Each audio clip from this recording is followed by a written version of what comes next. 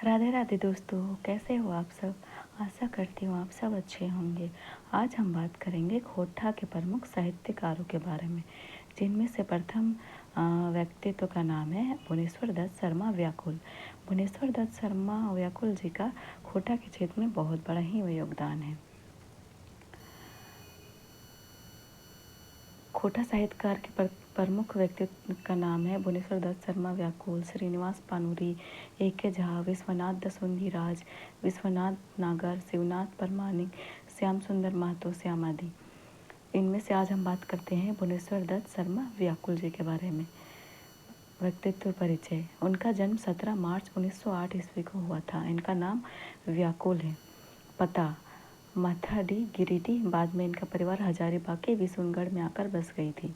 पिता का नाम है बलदेव उपाध्याय, माता का नाम है शांति देवी, दादा का नाम है अयोध्या प्रसाद उपाध्याय। मृत्यु होता है इनका 17 सितंबर 1984। जन्म भी इनका हुआ 17 डेट को और मृत्यु भी हुई 17 को। ये पूछा जाता है क्वेश्चन कि जन्म कब हुआ और मृत्यु कब हुआ। तो जन्म हुआ 17 मार्च 1908 ईस्वी को और मृत्यु हुई 17 सितंबर 1984 को। प्रमुख कृतियाँ उर्दू और हिंदी। सफ़र का साथी कविता संग्रह है। कला में व्याकुल कविता संग्रह है। कला में व्याकुल उर्दू भाषा में। तरान ए व्याकुल ये भी कविता संग्रह है और छोटा नागपुर ये भी कविता संग्रह है। इनमें से पूछ सकता है कि व्याकुल जी की प्रमुख कृतियाँ कौन कौन सी है। खोटा में मादल ध्वनि मधुर ताल गीत संग्रह है। मादल गीत संग्रह, मादल ध्वनि मधुर ताल जो है वो गीत संग्रह है और मादल भी गीत संग्रह है। किसानों का अंतर्नाद गीत संग्रह है। उर्दू में हुस्नो इश्क शायरी।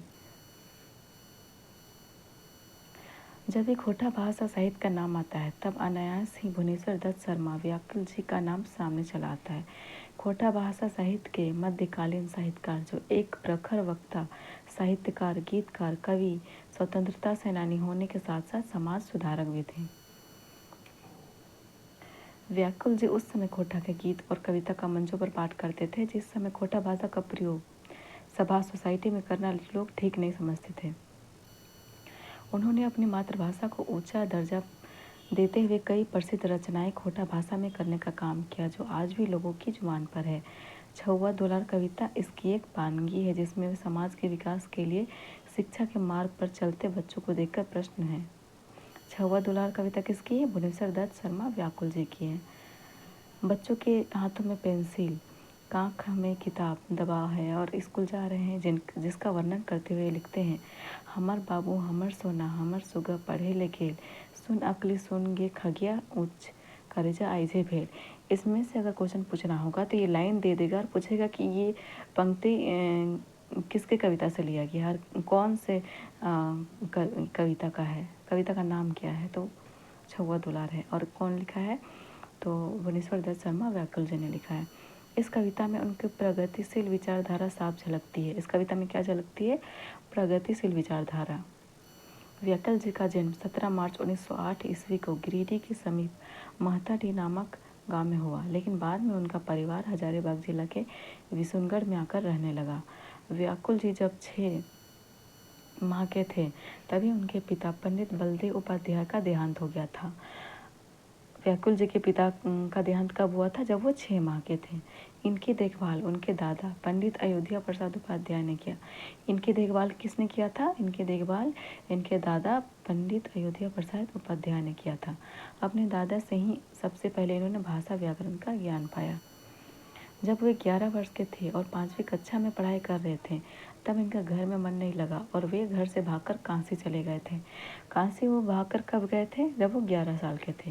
हालांकि कुछ दिन बाद वे लौटकर घर आ गए, मगर इस कर्म में उन्होंने दुनिया को बड़े नज़दीक से देखा और जाना। व्याकुल जी सिर्फ खोटा ही नहीं, हिंदी और उर्दू के भी रचना करते थे। व्याकुल जी किसके किसके खोटा के साथ साथ हिंदी और उर्दू की भी रचना करते थे। अपने गीतों और कविताओं के जरिए वो लोगों को जगाने का काम करते थे। अपने देश और मातृभाषा तथा युगों के प्रति उनके मन में दर्द और प्रेम था। वह समय अंग्रेजी शासन का था। पूरा देश अंग्रेजों के शोषण और गुलामी से त्रस्त था।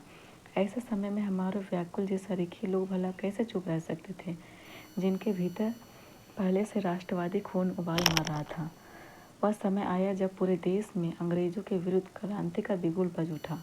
हमारे व्याकुल जी भी क्रांति के रास्ते पे चल पड़े।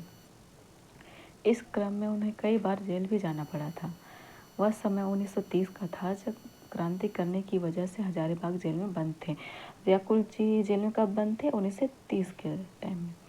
उनकी मुलाकात वहीं पे हिंदी भाषा के प्रसिद्ध विद्वान रामवृक्ष बेनीपुरी जी से हुई थी। रामवृक्ष बेनीपुरी जी से व्याकुल जी की मुलाकात कब हुई थी? जब वो जेल गए थे। बेनीपुरी जी के संग इन्होंने जेल में कुछ समय काटा। रामवृक्ष बेनीपुरी जी का प्रभाव व्याकुल जी पर पड़ा। बेनीपुरी जी उस समय जेल में हस्तलिखित कैदी नामक पत्रिका निकालते थे। बेनीपुरी जी हस्तलिखित कैदी नामक पत्रिका जेल से ही निकालते थे।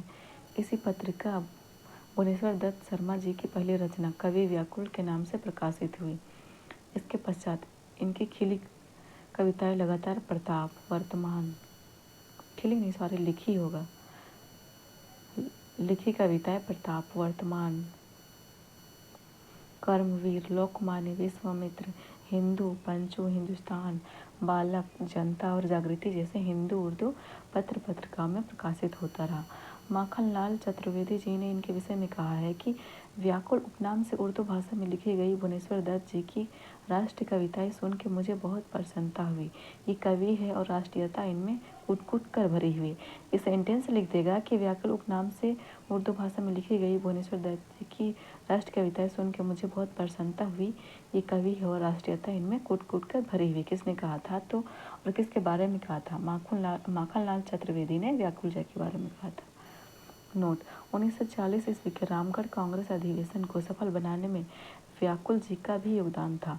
आज़ादी की लड़ाई के सिलसिले में व्याकुल जी 1825 ईस्वी में कांग्रेस से जुड़े।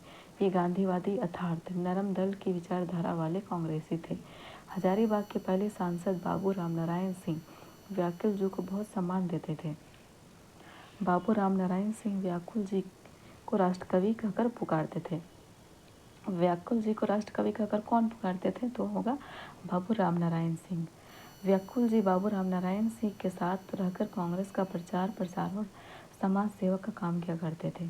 इसी सिलसिले के दौरान इनकी मुलाकात सरस्वती सुशीला देवी के साथ हुआ और फिर यह मुलाकात प्रेम और प्रेम से विवाह में बदल गया। इनकी पत्नी का नाम क्या था? सरस्वती सुशीला देवी। सरस्वती सुशीला एक विधवा महिला थी। वे बिहार के पहले मुख्यमंत्री श्री कृष्ण सिंह की भतीजी थी।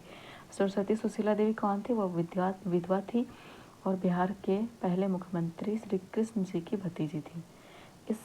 इस प्रकार हमारे ब्राह्मण व्याकुल जी ने अंतरजातीय विवाह कर लिया। उस समय समाज रूढ़िवादिता, जाति पाति, ऊंच नीच, छुआछूत चरम पर था। 1925 ईस्वी में व्याकुल जी गांधी जी के संगत में आए और क्रांति के साथ साथ हरिजन उत्थान के काम में लग गए। व्याकुल जी ने अंतरजातीय विवाह उस टाइम किया था। अंतरजातीय विवाह के कारण इनको समाज में खूब विरोध का सामना भी करना पड़ा, मगर फिर भी इनके मन जाति पाति और ऊंच नीच के प्रति विरोध बढ़ता गया। व्याकुल जी 17 सितंबर 1984 ईस्वी को हम लोगों को छोड़कर चले गए। व्याकुल जी की रचनाएं हैं। खोटा भाषा के साहित्य रूप देने का भागीरथ प्रयास व्याकुल जी ने किया था। समय समय से इनकी रचनाएं विशुनगढ़ के सुखद खोटा साहित्य कुटीर से प्रकाशित होती रही।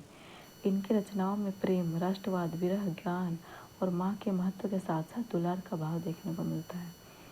व्याकुल जी में राष्ट्रवाद कूट के भरा था, जैसा कि उनकी रचना में दिखता है। इसका नमूना देखिए: नौजवान या तो गुलामी को मिटाकर दम ले, वरना अच्छा है बस सर को कटाकर दम ले। ये कथन किसका है? ये कथन व्याकुल जी का है।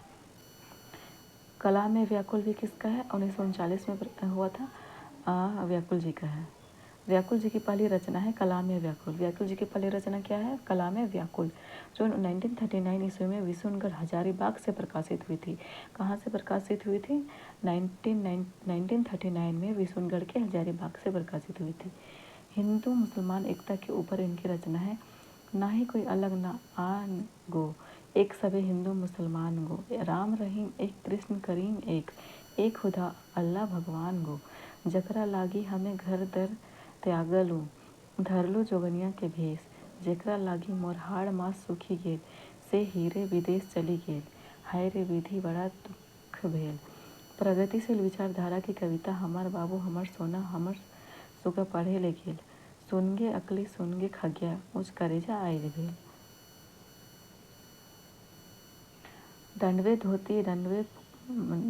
धोती हाथवे पोथी, दही अंगा मथवे तेल, ठुमकी ठुमकी डहरे चलले देखी अखिया तिरपित भेल। पाटी चीरा सीथा चमकैल, देले काजर दुइयो आँखी, स्कूलवा में बाबू भगनी के दवैने संगे खेले खेल। सुनगे अकली सुनगे खगिया ऊँच करेजा ऐजे भेल। गृहस्थ के बेटा हर तोतवा, बोने बोने चराते गाय, डंडवे भगवा मथवे फेटा, घाटा लपसी मठा खाए। ओठे खैनी पिच पिच थूके घर बाहर अंगना खरिहाना। व्याकुल जी को गजाधर महतो प्रभाकर आधुनिक काल के कवि मानते थे। आधुनिक काल के कवि व्याकुल जी को कौन मानता था? तो गजाधर महतो मानते थे। और राष्ट्र कवि कौन बोला था? तो ये राम नारायण सिंह बोले थे। और आधुनिक युग की शुरुआत 1920 से मानते हैं। झा जी, दिनमणि जी, आकाश खोटी, वी एन ओधार जी इनको व्याकुल मध्यकाल के कवि मानते हैं। मध्यकाल के कवि कौन कौन मानते हैं इनको? झा जी, दिनमणि जी, आकाश खोटी और वी एन ओधार जी। मध्यकाल का टाइम होता है 1900 से 1950। बाबू राम नारायण सिंह इनको राष्ट्र कवि कहते थे। बाबू राम नारायण सिंह इनको राष्ट्र कवि कहते थे। और आधुनिक युग के कवि बोलते थे गजाधर महतो। 1989 में मृत्यु के पश्चात व्याकुल जी को खोटा साहित्य संस्कृति परिषद बोकारो की ओर से श्रीनिवास पानुरे स्मृति सम्मान दिया गया था। श्रीनिवास पानुरे स्मृति सम्मान उनको कब दिया गया था? 1989 में। किसकी ओर से? साहित्य संस्कृति परिषद बोकारो की ओर से। व्याकुल जी की रचनाएं क्रांतिकारी होने की वजह से अंग्रेज अधिकारियों ने इनकी सारी रचनाओं को जला दिया और कुछ अपने साथ ब्रिटेन ले गए। दुर्भाग्यवश इनकी सभी रचनाएं हमारे पास उपलब्ध नहीं हैं। अब हम वस्तुनिष्ठ का प्रश्न करेंगे। भुवनेश्वर दत्त शर्मा व्याकुल नामे खोटा भाषाई कौन साहित्यकार जीवनी लिखले है? तो ये परितोष कुमार प्रजापति ने लिखा है। भुवनेश्वर दत्त शर्मा व्याकुल साहित्य कौन विधाक रचना लगे? जीवनी है इसमें। भुवनेश्वर दत्त शर्मा व्याकुल नामे जीवनी कौन किताब पे इंजराइल है? 2 डायर परास फूल में। व्याकुल जी का जन्म कखन भेल है? 17 मार्च 1908 ईस्वी को। व्याकुल जी का जन्म ठाव छाटा महथाडी गिरिडीह। सुखद खोटा साहित्य कुटीर कहाँ हलै? विशुनगढ़ में। व्याकुल जी का साहित्य का विषय हला परमे के विरह, ज्ञान माई महत्तम, दुलारे के भाव, ये सब है। व्याकुल जी कैसन विचारधारा के हला? प्रगतिशील विचारधारा के। हमार बाबू हमर सोना हमर सुगा पढ़े ले गेल, सुन अकली सुनगे खगिया ऊँच करेजा आइजे भेल। एक कविता लगे। ये कविता है भुवनेश्वर दत्त शर्मा व्याकुल जी की। व्याकुल जी के कौन भाषा सृजन कार हला? व्याकुल जी तीनों भाषा का सृजन करते हैं, हिंदी, उर्दू और खोटा। 1930 ईस्वी हजारीबाग के जेल हिंदी कौन नाम जेज का साहित्यकार के देखा भेल? रामवृक्ष बेनीपुरी से मुलाकात हुआ था। बेनीपुरी जी जेल कौन नामे पत्रिका बहरावे हल? कैदी। व्याकुल जी पहिल रचना कौन नामे प्रकाशित भेल है? व्याकुल। व्याकुल जी जेल कबे गेला? 1930 में। व्याकुल उपनाम से उर्दू भाषा में लिखी गई भुवनेश्वर दत्त जी की राष्ट्रीय कविताएं सुनकर मुझे बड़ी प्रसन्नता हुई। ये कवि है और राष्ट्रीयता इनमें कूट कूट कर भरी हुई। व्याकुल जी के लेतारे ईटा केकर कहल लागे, ये कथन बोला था माखनलाल चतुर्वेदी जी ने। बाबू राम नारायण सिंह व्याकुल जी के कई डाके हला? राष्ट्र कवि। राम नारायण सिंह व्याकुल जी को क्या बोलते थे? राष्ट्र कवि। व्याकुल जी की पहल किताब के नाम छाटा कलाम व्याकुल। नौजवान या तो गुलामी को मिटाकर दम ले, वरना अच्छा है कि बस सर को कटाकर दम ले। ये व्याकुल जी कौन रचना टोना के? कलाम व्याकुल का है। व्याकुल जी कभी सिरेला? व्याकुल जी का मृत्यु 17 सितंबर 1984 को हुआ था। व्याकुल जी गांधी जी संगे कब अला? 1925 में। इसी के साथ व्याकुल जी की जीवनी यहीं समाप्त होती है और अगले वीडियो में हम दूसरे साहित्यकार के बारे में